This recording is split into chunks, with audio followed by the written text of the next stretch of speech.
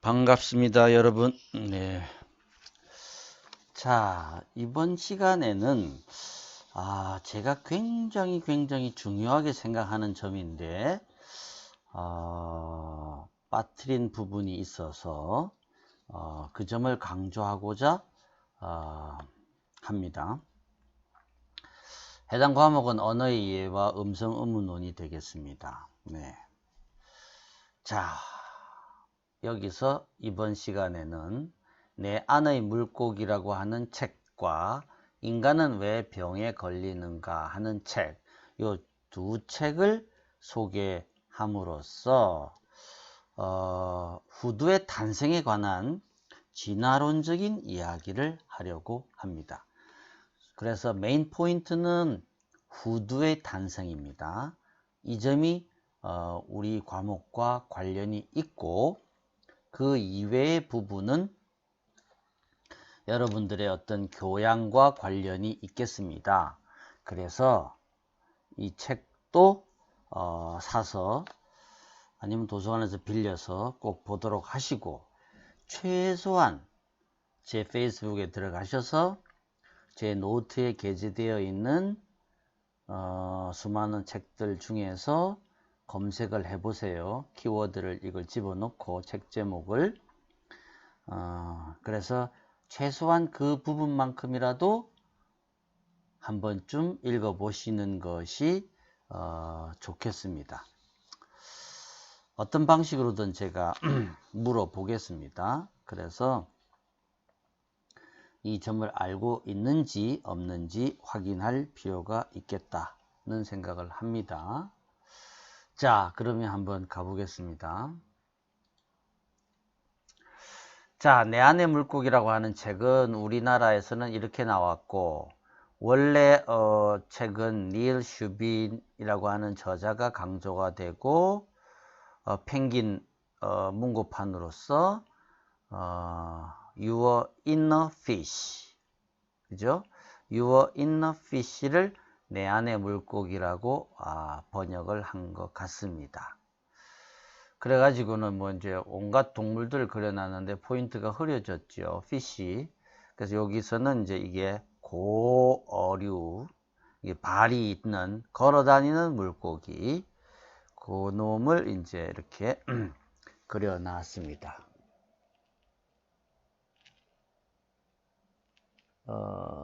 This would be Darwin's Book of the Year 뭐 해가지고 굉장히 인기가 많았던 책입니다. 내 안의 물고기. 부제는 물고기에서 인간까지 35억 년 진화의 비밀을 이야기한다. 닐 슈빈이라고 하는 아주 유쾌한 고 생물학자입니다. 비디오도 있지만 소개만 하고 상영은 안 하겠습니다. 김명남, 옹김, 김영사 2009년에 나왔고, 책은 2008년에 나왔는데 번역이 제법 빨리 나온 셈이에요. Your Inner Fish, A Journey into the 3.5 billion year history of the human body 라고 해서 우리 인간이 어떻게 진화해 왔는가를 여러분이 아시는 게 중요합니다. 여러 가지 면에서. 그죠? 우리가 인문학적인 마인드로 뭐 Who am I? 라고 하는 또 시리즈물이 많이 있었지 않았습니까? 그런데 이런 자연과학도적인 면에 오히려 여러분들한테 더 많은 인문학적인 성찰을 가져오게 합니다.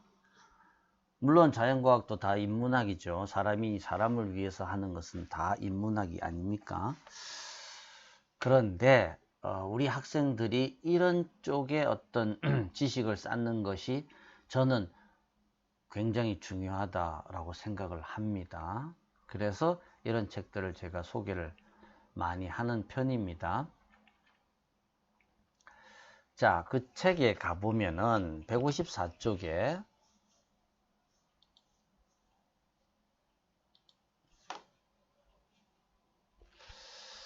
사람 머리의 기원에 관한 이야기가 있습니다. 사람과 이 작은 벌레들의 공통점이 한 가지 더 있다. 바로 아가미 궁이다. 궁 하나가 작은 연골봉 하나에 해당하는데 사람의 턱, 귓뼈, 후두의 일부를 이루는 연골처럼 활유어의 연골봉들은 아가미 틈을 지지한다. 따라서 사람 머리의 본질은 벌레로 거슬러 올라가는 셈이다. 그것도 머리가 없는 벌레로 말이다. 아가미 궁 연골은 이제 전문 용어인 것 같습니다. 그래서 여기에 이제 라틴어로 적혀 있고 물고기의 아가미를 지탱하고 보호하는 구실을 하는 작은 활 모양의 뼈를 말합니다. 그 요놈과 우리의 두뇌와 유사한 것이다. 진화적 산물로 볼 때는 여기서 우리가 진화했다는 이야기를 고생물학적인 화석류를 가지고 이야기를 합니다. 그래서 닐 슈빈이라고 하는 사람은 어떻게 하다가 유명인사가 되었느냐 하니까 2004년에 북극의 어느 섬에서 고어류 화석을 발견을 합니다. 그래가지고 2006년에 그 이름을 틱타알릭이라고 짓습니다. 틱타알릭. 그리고는 그것이 잃어버린 진화의 골이라고 해서 아주 대단히 유명해지죠. 그래서 칼 세이건은 별을 보는 것은 과거를 보는 것이다 라는 말을 했는데 닐 슈비는 물고기를 보면서 인간의 과거를 들여다보고 있다고 생각을 합니다. 그래서 저는 아주 신선한 충격이었어요. 여러 가지 면에서. 자, 286쪽에 가면은 말은 혹독한 대가를 치르고 얻은 결과이다. 우리는 말하는 능력을 얻은 대신 질식이나 수면, 무호흡 같은 문제들을 얻었다. 사람의 후두는 아가미 궁 연골에서 생겨났다. 한마디로 사람은 개조된 물고기라는 것이 그의 모토다.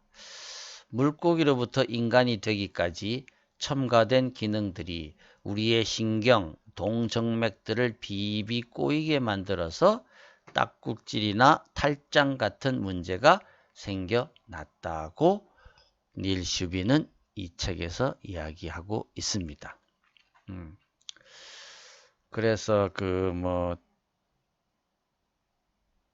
틱타알릭이라고 하는 놈은 여러분들이 기억하실 필요는 없겠지만 이러한 이제 어류, 파충류와 우리가 공유하는 부분이 있다는 것을 이제 화석을 통해서 그리고 아주 쉽게 설명을 하고 있습니다.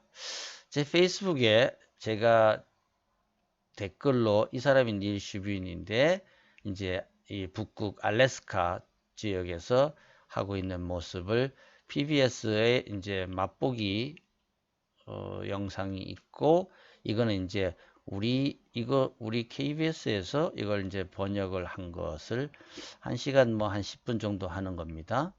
아마 1부, 2부 이렇게 있나 본데 재밌어요. 혹시 안 보셨으면은 꼭 보시기를 바랍니다. 이와 연관되어서 그러니까 이때 2000년도에 이러한 발견들이 이루어지면서 많은 각성이 일어났어요. 그래가지고 두 번째 책 인간은 왜 병에 걸리는가도 같은 맥락에서 볼 수가 있습니다. 이게 우리의 번역된 책이고 이게 원서인데 Why We Get Sick 이라고 되어 있지 않습니까? 이제 의사죠. 메디컬 닥터, 의사이면서 의사하고 또 PhD가 박사가 이제 책을 썼습니다.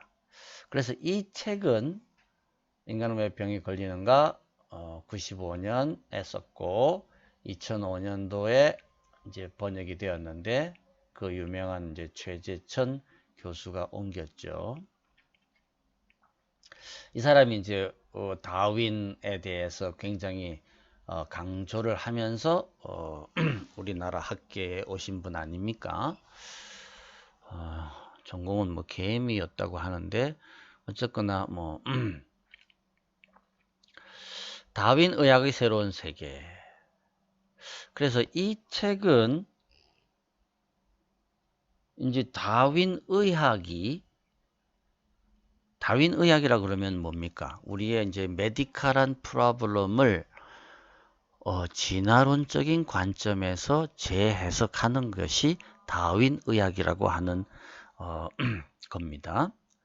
그래가지고 이러한 입장에서 보면은 그러니까 우리의 몸을 진화론적인 입장에서 재해석할 때 기존의 병에 대해서 새로운 접근법이 생겨나고 잘 치료할 수 있지 않겠는가 라고 하는 생각을 가지고 정리를 한 책입니다.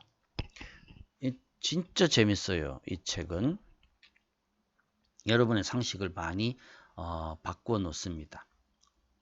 유익합니다. 감동적입니다. 그 책의 아주 서문 쪽에 저는 감동적인 부분이 있어서 이거는 제가 verbatim 인용 안 할 수가 없어요. 32쪽에 가면 우리가 말하지 않은 것, 질병에 대해 진화적 식견을 가진다고 해서 그것이 세르넥 호수 옆에 서 있는 의사 트루도의 동상에 새겨진 다음과 같은 의학 본연의 목표를 변화시키는 것은 아니다. 자, 그래서 제가 구글링을 좀 했습니다. 여기 나와 있는데 가끔 치료하고 자주 도와주고 언제나 위로한다.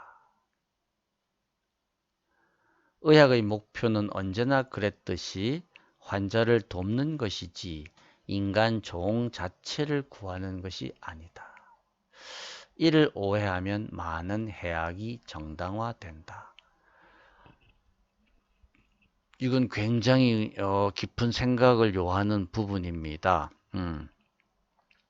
그래서 이 사람은 의사면서 박사인데 이 두 저자가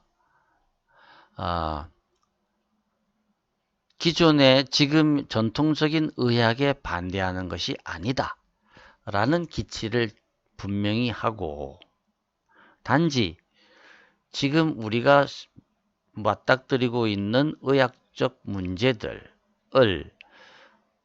다윈 의학 관점에서 볼 것 같으면은 좀 더 새로운 면이 보일 것이다 라고 제안하고 있습니다. 그래서 의사들로 하여금 상당히 인문학적인 마인드를 가지게 만들어주는 책입니다. 보십시오. 네?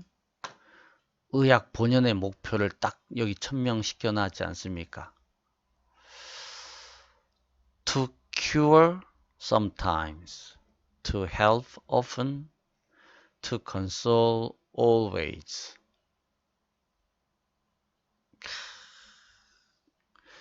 참 영어도 멋져요. 예, 이 부사를 이렇게 아름답게 쓸 수가 있다는 걸 느낍니다. 그죠? 가끔 치료하고, often help하고, always console 하라.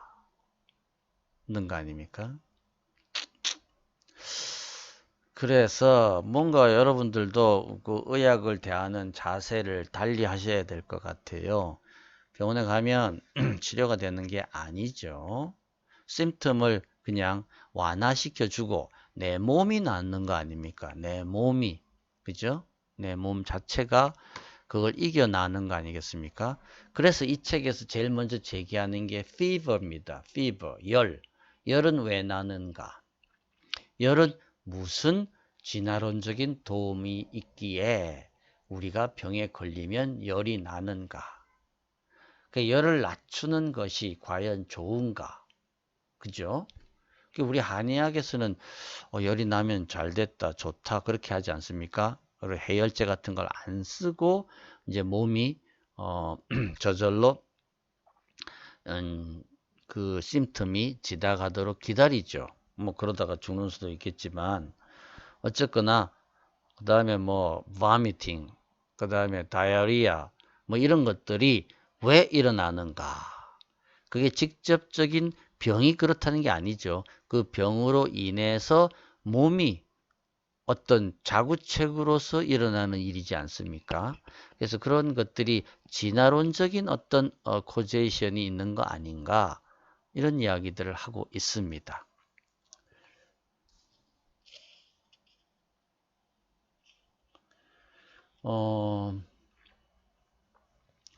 그래서 여기서 제가 이제 가져오지도 않았는데 그 책에 이제 43쪽을 보면은 전해 내려오는 이야기에 따르면 헨리 포드가 모델 T로 가득 찬 폐차장을 둘러보고 이렇게 물었다.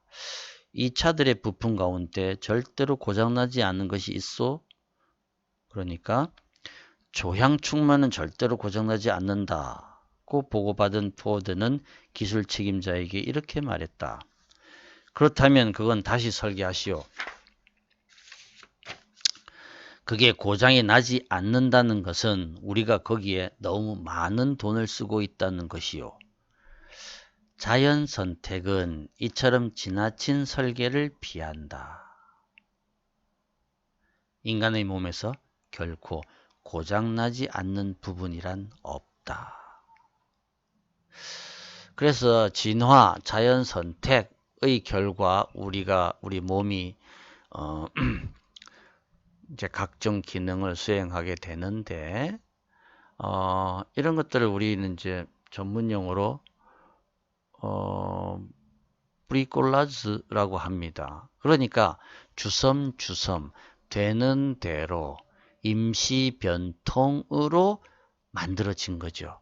하다 보니까 물론 오랜 세월에 걸친 트라이 앤 에러의 결과이기도 합니다. 그런데 이 진화의 가장 기본적인 키는 뭡니까? 목적지향적이지 않다. 그죠? 무엇을 위해서 그렇게 했던 것이 아니다. 변이에 의한 어떤 놈이 우연한 기회에 어떤 내추럴 셀렉션에 의해 가지고 그렇게 서바이벌 한 것이고 그리고 이제 리프로덕션 되어 가지고 계속 그렇게 진행된 거다. 그런 거 아닙니까? 그래서 우리가 착각하기 쉽죠. 그래서 주섬주섬 improvisation, 임시 변통으로 만들어진 것이기 때문에 큰 결함이 있다는 겁니다. 그로 인해서 우리는 많은 병들이 야기된다는 거죠. 그래서 무조건 그 심텀을 없애려고 하는 것보다는 근원적인 어떤 치료를 해야 되지 않겠는가. 그런 점에서 이야기를 합니다. 그러니까 뭐 엄마가 입덧을 느끼고 한다는 것도 입덧을 완화시키려고 뭔가를 하기보다는 입덧이 왜 있는가? 입덧은 어떤 베니핏이 있는가? 뭐 이런 이야기를 하고 있는 거죠. 네. 그래서 재밌는 점이 많아요. 자, 우리의 포인트 후드와 관련되어서 아주 제가 오랫동안 헤매던 답이 이 책에 딱 나오는 거예요.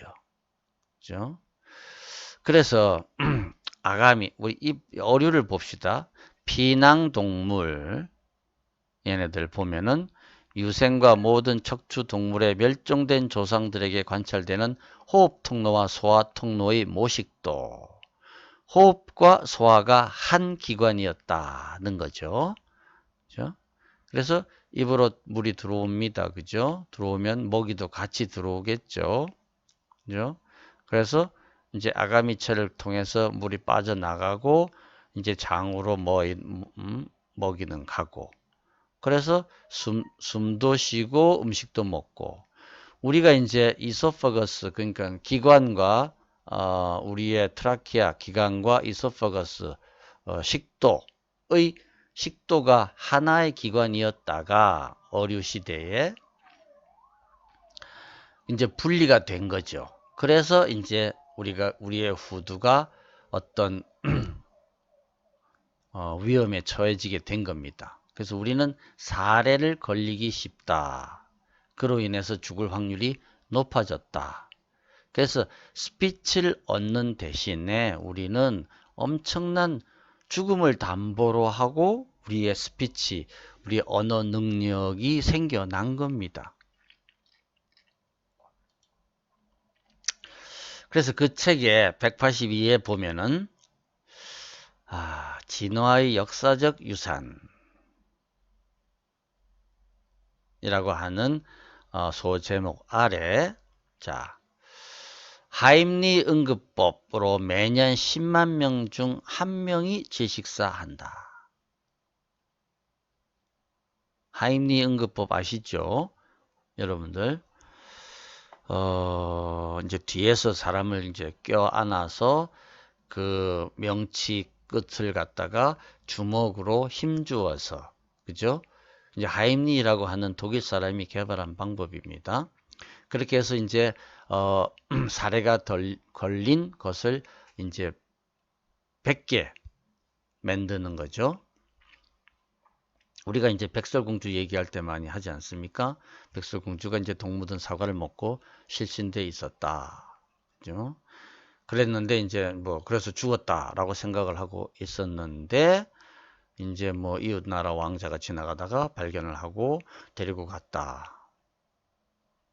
그래서 그 스토리 진짜 원본은 어떻게 됩니까? 그 사실은 그 왕자가 시간을 취미로 하는 놈이었다. 변태죠.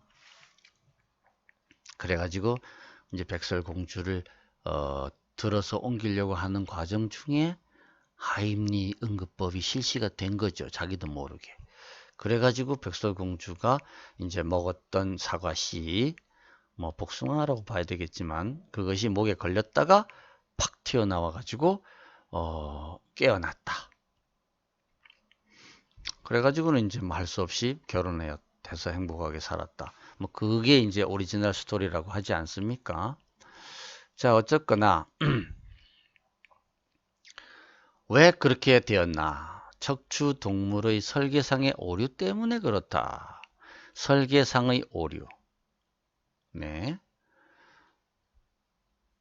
설계상의 오류라고 하면 이제 그 자기자가 있는 건 아닙니다.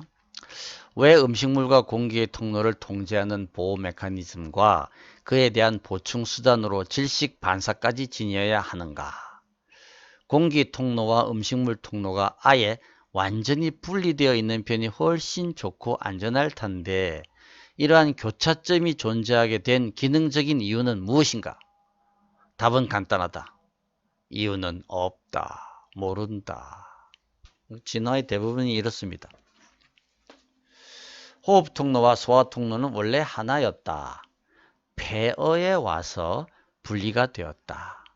진화는 두 통로가 만나는 지점을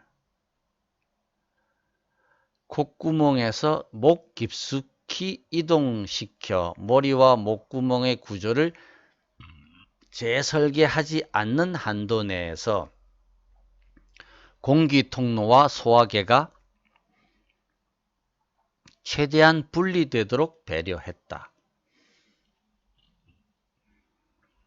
그래서 길게 이어지던 이중 기능의 통로가 점차 짧아져 마침내 교차점 하나만 남게 되었다. 척추 동물은 모두 음식물을 먹다 질식할지도 모른다는 골치에 시달린다. 1859년 다윈은 역시 다윈입니다. 이 통로를 기능적 관점에서 볼 때 성문을 여닫는 장치의 놀라운 솜씨에도 불구하고 우리가 삼키는 음식물이 허파로 들어갈지도 모르는 위험을 무릅쓰고 호흡관으로 난 구멍 위를 지나가야 한다는 기묘한 사실을 이해하는 것은 너무 어렵다고 강조했다. 좀 번역이 좀 러프하게 되어 있습니다만은 이해가 되시죠? 예. 그것도 이제 어린 아이일 때는 이 교차점이 높은 위치에 있기 때문에 그게 그렇게 어려운 문제가 아니었다는 겁니다. 이거 폭포 뒤에는 빈 공간이 있지 않습니까? 여러분들 폭포 뒤로 한번 가보셨는지 모르겠지만 그런 식으로 이제 후두가 이제 폭포에서 여러분들 이제 물이 쏟아지듯이 음식물이 쏟아진다고 생각을 해 보십시오. 바로 밑에 이제 그런데 폭포가 떨어지는 한참 밑에는 위험하죠. 그 공간이 노출이 되기 쉽지 않습니까?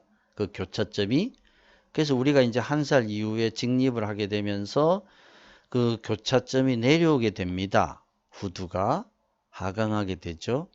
그로 인해서 이제 그 공간이 확장되니까 제대로 우리가 그 공간을 레저넌트 시켜 가지고 F1, F2, F3의 그 포르만트를 잘 만들 수 있죠.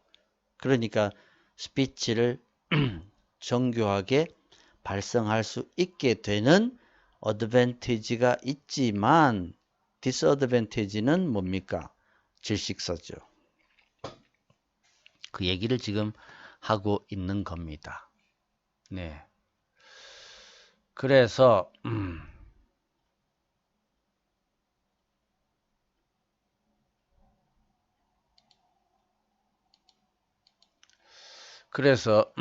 폐어 얘기가 나왔고 그래서 이제 소화기관과 호흡기관이 하나였던 시절에서 그 진화함으로써 얘네들이 분리가 되다가 지금 남아있는 후두가 그 교차점으로 있게 되었다.